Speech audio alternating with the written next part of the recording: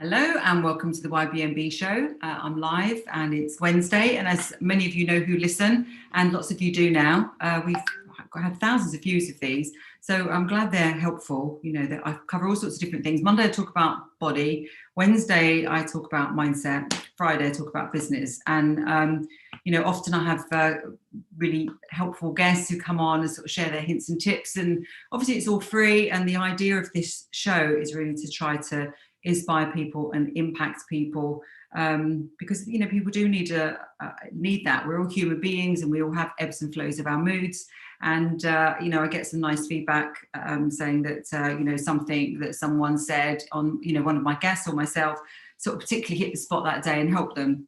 So today what I wanted to talk about is a bit of a cryptic title because I called it The Other Pandemic, aka Self-Absorption. People have had a lot of things to contend with over the last year in particular. There's been, you know, unusual circumstances, which hopefully we won't see again in our lifetime. And but people have dealt with it in very different ways. Some have really thrived and done brilliant things. They've got fitter, they've started new businesses, they've got wealthier. They've built new types of relationships, networks, all sorts of things have happened.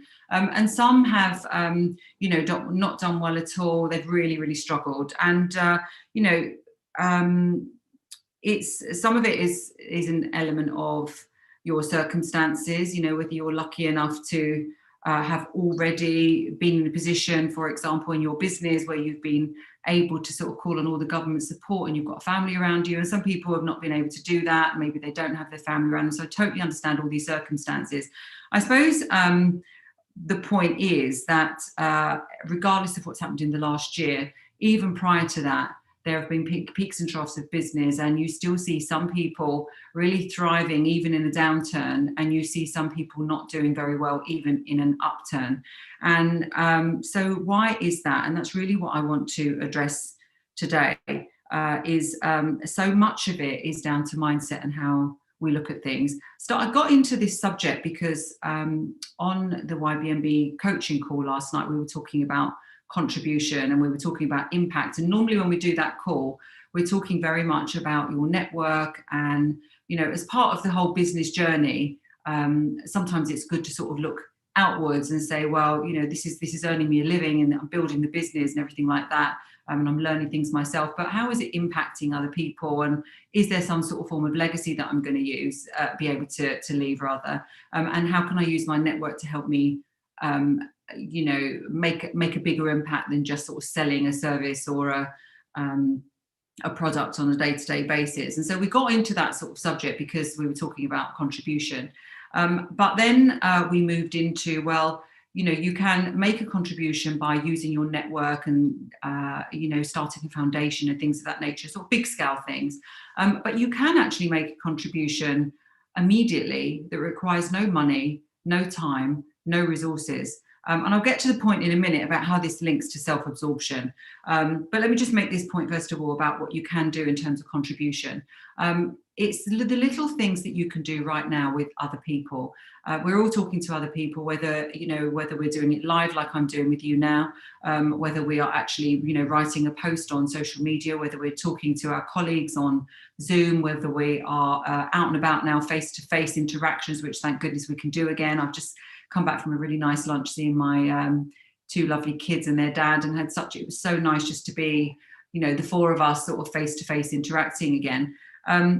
But what you can do in terms of contribution is you can really, really try to be aware of how the other people are feeling. And don't forget, everybody puts up a bit of a persona. You know, they put up a persona of everything's fine, you know, because they're wanting to present a good front and hopefully sort of boost everybody around them. But you never know really what's going on with someone. And so one of the forms of contribution that I think is most important and most immediate is to really look to be a booster. That's what I put in my post today, to be a booster in any single way you can to any other person that's around you. And it doesn't just have to be your loved ones. It can be absolutely anybody. And how do you do that?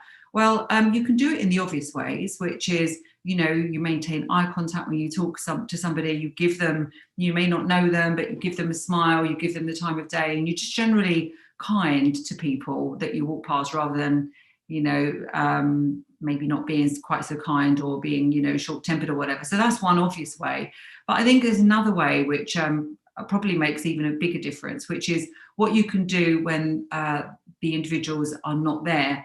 How you speak about others is a really, really deciding point in terms of their reputation. So, when you're behind, when someone's not there and you're talking about them, and you have that situation where you can speak really, really well of them, or maybe, there are things maybe you're not so keen on, that you could actually come out and say negative things, or you could choose not to say anything in that case. But speaking well of people when they're not there is a massive form of contribution, I think, boosting people. Another way as well is to compliment people and tell them, well done, for anything that you can see that means something to them that they're trying to achieve. Whether it is the way they look, whether it is their fitness, whether it is they've just started a new business, whether it is, they're clearly working hard on their social media, whether it is the way they look after their children. You really can make a difference to somebody just by and even if they look like they don't need it, just by saying to people, that was really great, well done, taking an interest in what people are trying to achieve. Just being a booster can make such a difference to people. And what I've seen, on that, and you can do that right now, as I said, in terms of contribution, we can do that for people right now with no money, no resource, no time. We can just be a booster to everybody else and still get along with our daily business. And even if no matter how busy we are, we can do that for other people. And it makes an incredible difference, But if we just look a little bit deeper for a moment, what I've seen as a result of this, particularly of this pandemic, is I've spent a lot more time studying people. I've put a lot of time into the YBMB program, and that means that we've been talking to people not just on the program, but via these types of mechanisms. I've run a lot of webinars, I've done a lot of group talks, and don't forget, prior to this, we spent many years working with young people at the beginning of their career, and also midlife professionals, maybe who are in between careers. What I've noticed more and more and more is just how people can become so self-absorbed to a point where all they can think about are their own problems. And I don't mean self-absorbed in terms of, me, taking photos of themselves and stuff like that. That's not what I'm talking about. I'm talking about people thinking that their problems are the biggest problems. They're the hardest done by. Their situation is much worse than anybody else's. They just don't have the time that other people have. They haven't got the people around them that care about them the way other people have. They're not as fit as other people have. They're not, and on and on and on it goes. And this really is a form of self-absorption, which number one, people can maybe not be aware of, and number two, can be, dangerous for them, because it means that, they can't really see the wood for the trees. And thirdly, in the end, it makes others not want to be around them because they are just draining, they're not boosting. And so, I think that all of us have to look at sort of the degree to which we are self-absorbed with our own problems and our own issues, and see if we can just look up for a minute. And what we can do about it is to maybe we struggle to resolve our own issues, but rather than just focus on those the whole time, maybe just stop thinking about them for a moment and start looking at what we can do for other people. And the minute you start doing some of these things for other people that I've mentioned, the simple things, it will give you a good boost of serotonin, dopamine, the feel-good hormones, and take your mind off of your own problems. And by being a booster, it attracts amazing things. Firstly, you can really help other people. You can light other people up. And by doing that, you make yourself feel better. And then when you then stop ruminating on your own problems and you start, looking at what you can do for other people, really, honestly, selflessly, when you do come back to your own issues, maybe at the end of the day, you can look at them with fresh eyes, and you can, just get out of your own head a little bit and start to then, number one, sort your own issues out in a better, more competent way. But also you've done all this good in terms of impacting the people around you as well. We talked about a contribution in a lot of ways last night. We talked about things like,